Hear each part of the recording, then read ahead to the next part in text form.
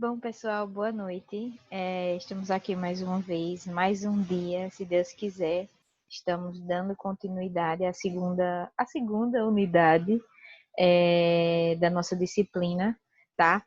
Hoje a gente vai iniciar sobre algumas características mais específicas em relação à urina. Então, a gente vai falar um pouco sobre a composição da urina hoje. Vamos falar sobre. Porque, assim, eu posso adiantar para vocês que, para analisar a urina, a técnica em si, que geralmente é utilizada uma técnica que foi justamente dessa urina tipo 1, que vocês já se familiarizaram com esse nome. Mas a gente ainda nessa cadeira de estudo, vamos analisar cada técnica, tá? Vocês não se preocupem. Mas assim, quando a gente vai estudar a questão de uranálise e a gente vai detalhar alguns pontos sobre as técnicas que são feitas na prática, porque assim, vocês vão trabalhar na prática. Isso é a teoria, mas vocês precisam também saber a prática. Só que antes de saber a prática, tem que saber a teoria. Então, a gente precisa saber toda a composição da urina, precisa saber o que significa cada ponto que é dito na técnica, para depois a gente estudar a técnica, tá? Então, assim, realmente agora, com a situação que estamos, fica complicado de vocês terem essa técnica no momento. Mas acredito que quando tudo for normalizado, fica aí pendente essa aula prática dessa cadeira que temos, para que a gente aos pouquinhos, quando tudo isso normalizar, a gente possa juntos, mesmo que eu esteja em outra sala, eu me disponibilizo a marcar um dia com vocês para que a gente tenha essa aula prática diretamente no laboratório e vocês, de certa forma, estar ali presente, porque é assim que vai funcionar na prática de verdade, vamos dizer assim, tá? Então, o que eu vou tentar fazer?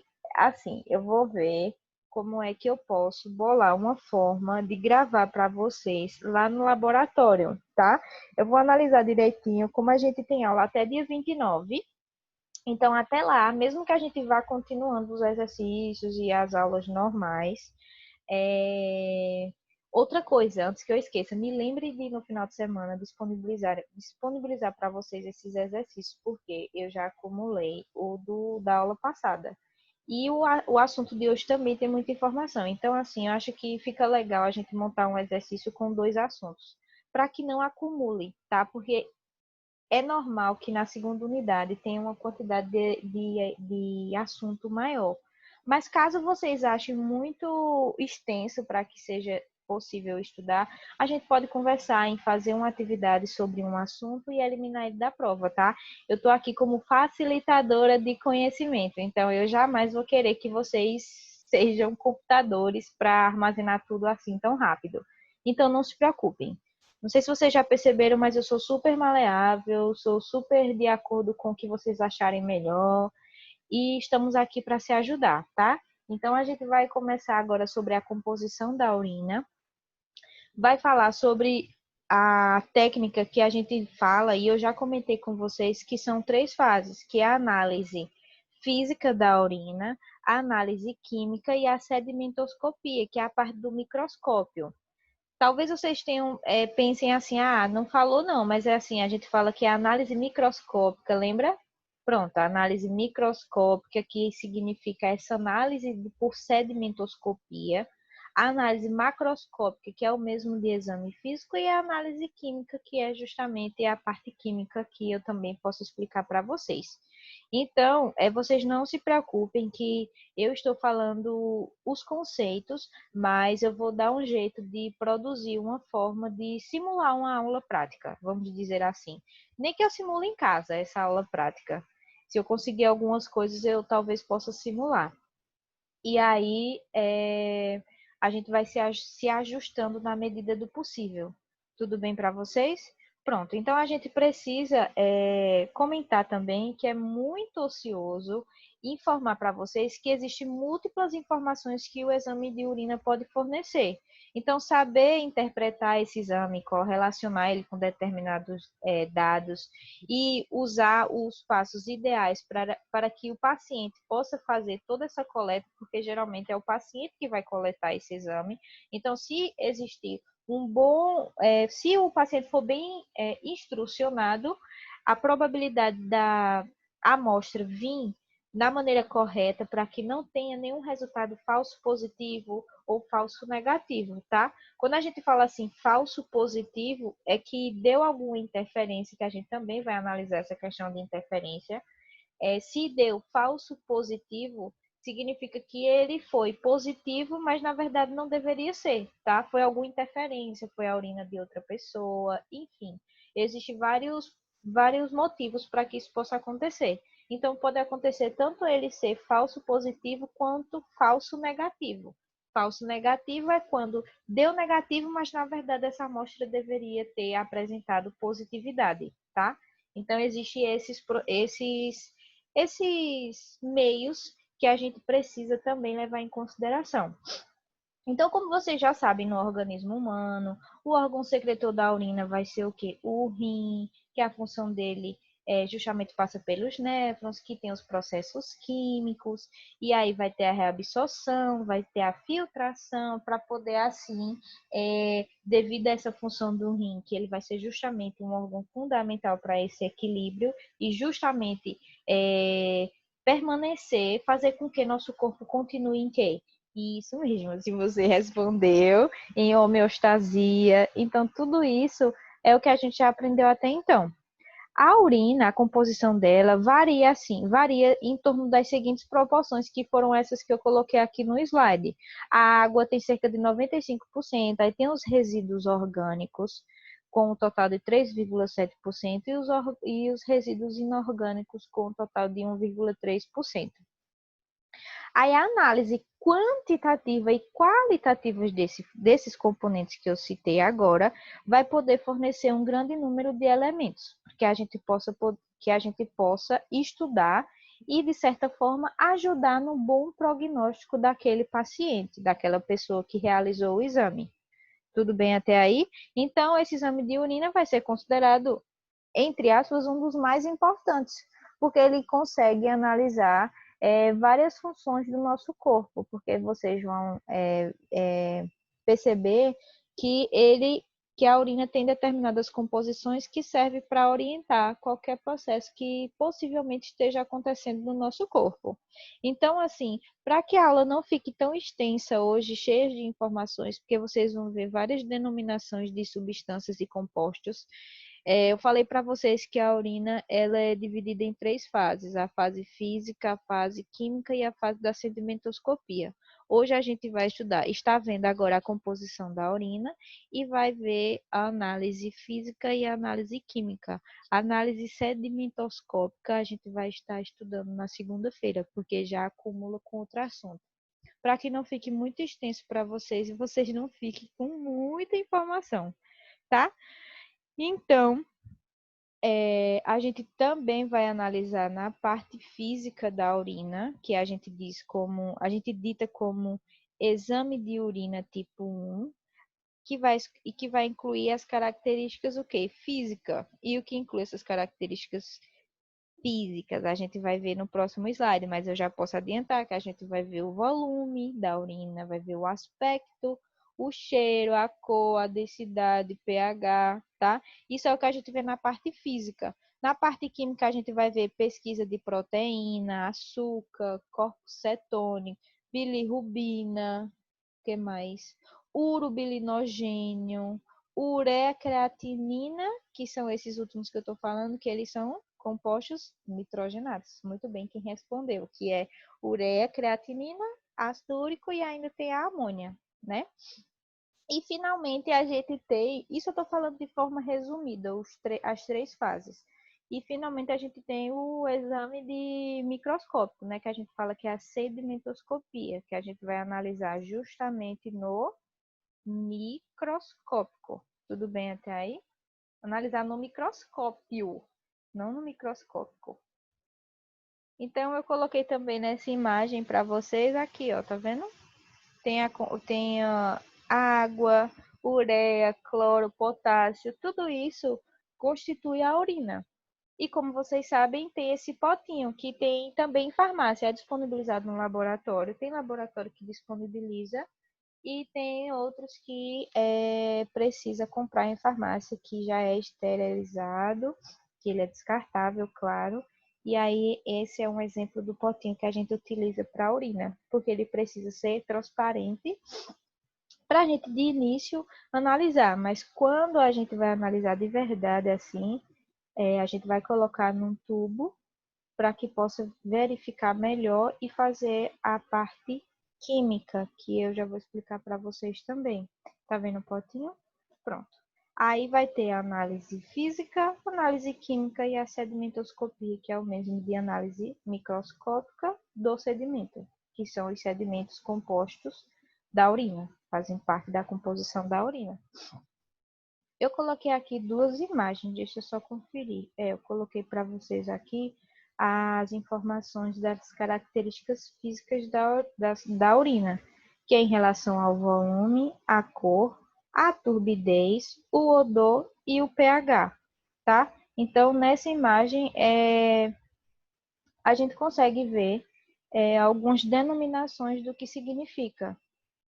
Não se preocupem em como vai ser passo a passo na técnica, porque eu vou tentar explicar isso para vocês em outra aula, porque fica mais fácil, acredito eu. Eu explico o significado de cada coisa e quando a gente for fazer uma prática, digo, quando eu for fazer, por enquanto, né? Porque tomara que vocês também tenham essa oportunidade, porque é necessário, já que basicamente em todo laboratório vocês precisam seguir com essa análise da urina. Ela é um procedimento que é simples, como eu já falei para vocês, então sempre vai existir uma rotina, na maioria das vezes, quando vocês se deparam com um laboratório. Quando vocês, se Deus quiser, vão estar trabalhando, ou hospitais, enfim, todos esses ambientes, vocês precisam saber como é que funciona a rotina, né? A gente fala rotina, porque uma coisa é saber Tá, vocês vão saber, por exemplo, aqui que eu vou falar do volume, mas como é que vocês vão analisarem esse volume, tá? Tudo isso vai clarear melhor daqui a alguns dias, se Deus quiser. Vamos por partes. Então, a gente fala sobre o volume, que geralmente é de 1 a 2 litros em 24 horas, mas é colocado naquele potinho, tá? Que ele dá geralmente, nesse potinho tem a quantidade de ml que ele comporta. Quando a gente vai colocar nos dados, a gente coloca geralmente 10 ml, que a gente analisou aquela amostra com 10 ml, porque a gente acaba também colocando em um outro tubo. Não é necessário encher esse copo. A gente falando da técnica urina tipo 1. Claro que existem vários tipos de exames que às vezes você até precisa armazenar a sua urina durante o dia inteiro. Então, como vocês já imaginam, não cabe nesse potinho, é disponibilizado um outro. Então, tudo que eu falo, assim, a referência maior é nesse exame de urina tipo 1, que é o principal que ocorre, tá? Então, o fluxo urinário de 24 horas, ele geralmente vai oscilar de 500 a 1.500 ml, porque vai depender do estado de hidratação desse indivíduo, que vai depender justamente da ingestão de água, vai depender se ele ingeriu muita proteína, sal, se ele teve questão se ele vomitou durante esse dia, se ele suou muito, se ele teve muita diarreia. Várias causas podem acontecer de o volume estar abaixo de 400 ml, que a gente chama de anúria, porque existe uma frequência pouca de xixi, ou superior a 1.800 ml por dia, que a gente chama de poliúria, que já são processos patológicos, tá? Mas isso é em relação ao volume. Em relação à cor que está presente nessa imagem, a gente coloca amarelo ou âmbar, varia conforme a concentração e dieta. A urobilina, que é um pigmento produzido pela degradação da hemoglobina, vocês sabem a hemoglobina que está presente no sangue? Pronto, tudo isso vai variar. Dieta, medicamentos e certas doenças que acabam alterando a cor da urina. Mas a gente fala que a urina normal, ela exibe uma cor amarela e vai variando na tonalidade, de pálida a de âmbar. Que eu vou mostrar, tem uma imagem no próximo slide que mostra as cores em amarelo mudando em suas tonalidades. Então, é isso que eu falei. Ela geralmente ela deve estar clara ou incolor e pode variar, dependendo se você, como eu falei para você, se tiver uso de algum medicamento, ela pode ficar até. Vocês sabem que às vezes, pronto, lembra que a gente falou sobre infecção urinária? Que eu falei que infelizmente eu já me deparei com essa situação. Pronto, eu precisei tomar um tipo de remédio que a urina ficava da cor azul. Isso mesmo, pasmem, porque fica mesmo com a cor azul. Eu já sabia que ficar com uma cor diferente a urina, mas quando é de verdade, você fica meio assustada, porque fica azul mesmo, azul escuro. Só que dá para ver que é azul. Mas assim, faz parte de todo o processo de melhoria dessa infecção. Então tá tudo bem, porque já diz na bula que vai alterar a cor. Então tá tudo normal. Por isso que é importante a gente ler sempre a bula. Apesar de que já tinham me falado como a gente acaba sendo da área da saúde, e aí eu tenho pessoas que são de áreas mais específicas, por exemplo, pessoas que são enfermeiras e tudo mais, já me falaram que poderia não, basicamente todo mundo, acredito que tem essa alteração de cor. E tá tudo bem, tá? Mas isso que eu tô falando é que pode ser alterado na cor do xixi do paciente, mas claro que normalmente ele precisa dizer se ele está usando algum tipo de medicamento. Aí tem a relação da turbidez, que é a transparência, quando ela está recém-emitida e ela vai acabando ficando um pouco mais turva com o tempo. À medida que você demora um pouco, ela pode estar mais turva, mas a gente fala que ela está límpida ou transparente, podendo justamente apresentar esse aspecto turvo ou por precipitação de alguns componentes que ainda estão compostos na urina, como fosfato, uratos, tem outros, oxalates, células epiteliais, leucócitos, hemácias, proteínas, até germe mesmo. Quando elas estão em quantidade excessiva, pode ficar com um aspecto turvo. Então, isso também é interessante estar colocando no formulário que a gente acaba fazendo para que seja depositada as informações ali, porque isso é a primeira fase da análise, tá? Vai existir a fase química e vai existir a fase da sedimentoscopia. Em relação ao odor, eu já tinha falado para vocês, levemente aromado, torna-se amoniacal logo em seguida. O que isso significa? Que a gente depende do laboratório. Vai ter laboratório que vai pedir que coloque esse aspecto do odor e vai ter laboratório que não precisa.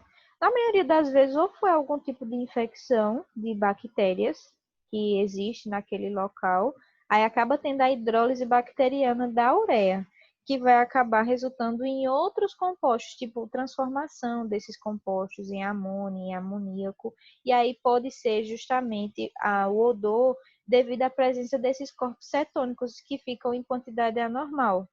Só que, se tiver com odor muito forte, ele precisa também ser relatado, tá? Aí tem a questão do pH, que ele varia entre 4,6 e 8,6, sendo em média 6, varia com a dieta, proteínas aumentam a acidez, vegetais aumentam a alcalinidade. Então, tudo isso também pode ser devido à sua alimentação, que pode causar uma alteração no pH.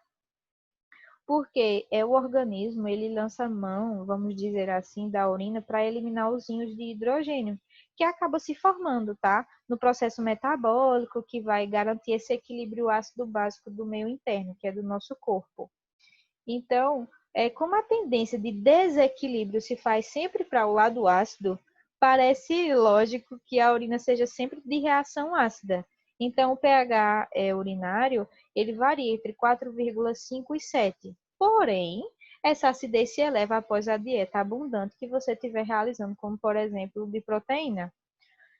Então, durante as infecções urinárias, a urina geralmente se apresenta de forma alcalina, porque devido aos germes, às ações que eles têm sobre a urina, que pode formar a amônia. Então, essa reação alcalina aparece também na urina. Após uma dieta rica em verdura, fruta, porque as cinzas desses alimentos são ricos em bicarbonato. Aí, para evitar essas interferências, a gente fala que colher sempre na primeira micção da manhã, que a gente também vai analisar melhor.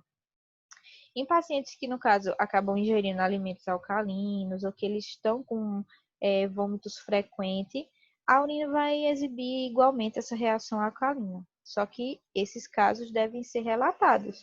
O paciente deve informar se ele está tendo alguma reação, se ele está tendo algum processo que possa ser alterado. Por isso que é necessário vocês terem conhecimento disso, para que, se existir alguma alteração, você já associar, tipo, mas o paciente falou, tem aqui nesse laudo que o paciente comunicou que ontem teve 2 episódios de vômito, tá?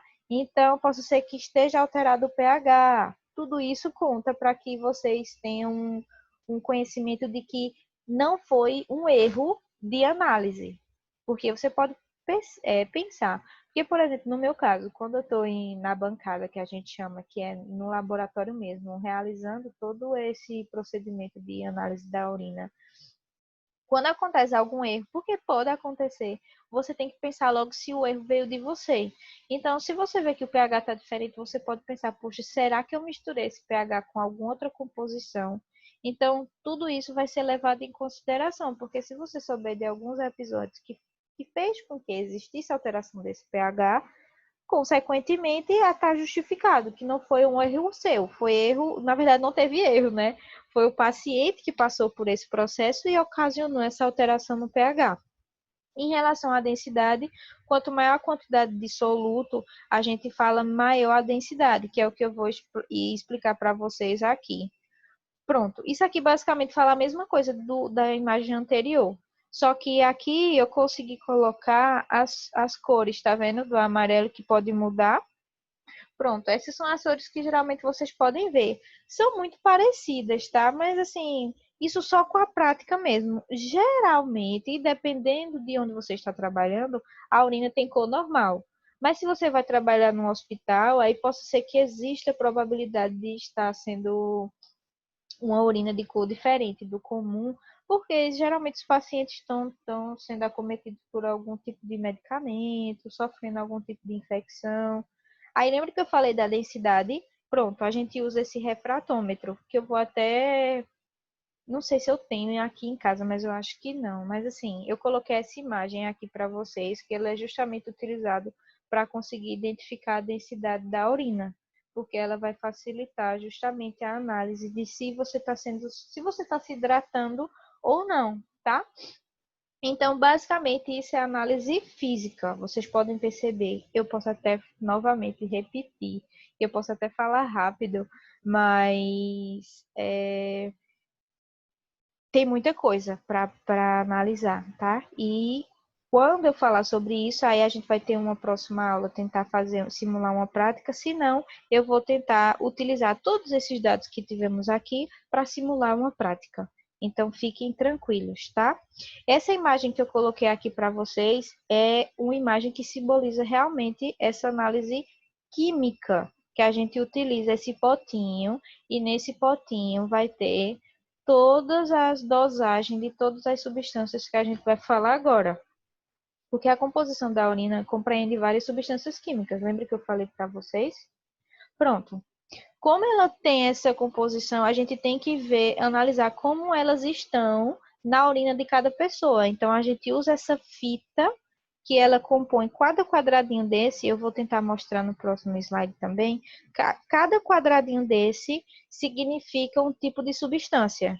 E aí a gente consegue analisar, porque esses quadradinhos eles vão mudando de cor, dependendo da quantidade que aquela substância está presente naquela urina, tá? Vai ser melhor também para explicar quando vocês estiverem na prática, mas quando vocês... eu tenho esse potinho aqui em casa, eu vou procurar para mostrar para vocês.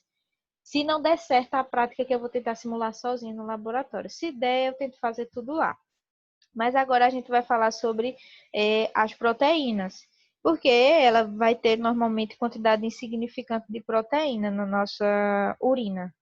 Em situação anormal é que vai poder oscilar esse valor entre 200 miligramas a 50 gramas por litro de urina, que vai ser bem menos, porque a gente consegue pegar bem menos urina na análise, né? Que eu falei para vocês de 10 ml. Quando a gente chama de proteinúria, é porque tem muita presença de proteínas naquela amostra de urina. Então, a presença de determinada. A presença de proteinúria, que a gente fala, pode ser alguns tipos de infecções de um modo geral, como, por exemplo, febre, inflamações das vias urinárias, entre outros tipos de inflamação. Nesse caso, quando a gente analisa que tem proteinúria, e é por esses motivos gerais, quando a gente vai fazer a análise do microscópico, a gente não vê nenhum tipo de cilindrúria, que é presença de cilindros, que a gente vai ver isso na próxima aula. A proteinúria ela vai poder ocorrer em infecções renais, quando tem a presença também na sedimentoscopia, que é no microscópio, de cilindros e halinos. Então, vocês percebem que tudo é importante. Se a gente analisar a proteinúria no exame químico, isso vai ser muito importante, porque se a gente, na terceira fase da análise da urina, identificar, por exemplo, cilindros e halinos, isso significa que provavelmente é uma infecção renal. Agora, se a gente não vê nenhum tipo de cilindro, a gente pode entender que os sintomas que ele pode ter são sintomas de infecção mesmo, como febre, inflamação, que é o modo mais geral. Claro que a presença também de proteína vai poder indicar algumas coisas que foram contaminadas. Por exemplo, às vezes tem presença de pus, às vezes tem presença de esperma, às vezes tem secreção menstrual. Tudo isso pode alterar a questão de proteína dessa amostra. Então, tudo isso vai ser levado em consideração. Além de tudo isso que eu falei, tem também a necessidade de ter uma higiene cuidadosa dos genitais, acompanhado na mulher, que é suficiente usar água morna, sabão para enxugar bem por cima, mudar a calcinha com frequência, toda vez que tomar banho. Então, assim, tudo isso é levado em consideração, tudo isso a gente precisa analisar.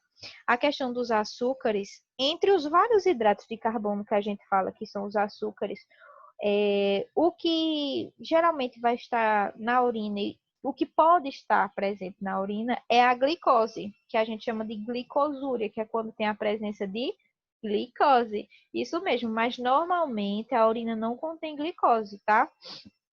Quando o indivíduo ingere grande quantidade de açúcar pouco tempo antes de fazer a colheita da sua urina, possa ser que tenha essa alteração. Só que quando existe, a pessoa não ingeriu muito açúcar e ainda apresenta glicosúria, pode indicar alguma condição patológica, por exemplo, o diabetes, tá? Então, isso pode ser um sinal de que tem essa presença de açúcares, se for patológico, a questão da diabetes. Tem também os corpos cetônicos. Os corpos cetônicos, como eu coloquei aqui para vocês, eles, quando estão presentes na urina normal, podem ter níveis insignificantes, tá? De até 50 miligramas. Só que eles são correspondentes aos produtos finais da decomposição dos ácidos gráficos. Então, surge em quantidade patológica quando o organismo acaba tendo uma necessidade energética muito grande pelo déficit de glicose. Então, isso ocorre também comumente na questão do diabetes e no estado de jejum prolongado. Não sei se vocês sabem, mas tem muita gente que faz jejum intermitente, que passa muito tempo sem comer. Então, isso pode ocasionar essa alteração nesse tipo de compostos, tá? E por fim, tem mais esses outros tantos, que é a bilirrubina, que a bilirrubina vai ser a destruição mesmo na hemoglobina, e ela acaba sendo conjugada, sofre eliminação pela bile, pela urina, ela não é encontrada na urina normal. Então, eu coloquei aqui para vocês que o que sugere distúrbios da função hepática ou hemólise excessiva, então, existe a presença quando tem algum tipo de distúrbio na função hepática, por exemplo. Aí tem o urobilinogênio, que a gente também está presente nesse potinho que eu falei para vocês que a gente analisa, porque o urobilinogênio ele é oxidado logo após a bilirrubina ter sido eliminada. Então, a exposição ao ar mesmo do ambiente e a luz transformam o urobilinogênio em urobilina. Eu sempre me perco nessas palavras que parecem ser iguais. Aí, por esse tipo, essa última, que é a urobilina, ela nunca é encontrada na urina recentemente emitida. E o urobilinogênio não está presente na reservada. Então, a gente sabe que o urobilinogênio, ele fica às custas mesmo da flora bacteriana que vai atuar sobre a bilirrubina.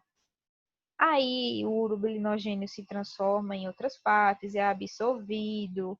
Então, assim, o que vocês precisam saber sobre o urobilinogênio é que vocês também precisam colocar a sua quantidade e que ele se origina no intestino às custas da flora bacteriana que atua sobre a bilirrubina.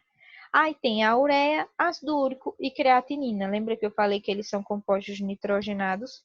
Pronto, são os últimos. A ureia, sua excreção se faz normalmente pela urina, porque lembra que eu falei para vocês que a gente precisa estar eliminando esse tipo de composto. E a determinação do seu nível não tem valor quando dosado na amostra de uma única micção. Contudo, seu índice urinário, ele é importante quando a gente precisa analisar a urina de 24 horas.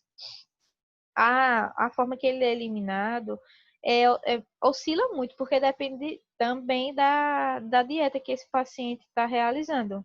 Só que, assim, em média, no caso de regime dietético misto, são excretados cerca de 30 miligramas em 24 horas, porque lembra que eu falei para vocês que a importância maior dele é quando a gente analisa o exame de 24 horas de urina.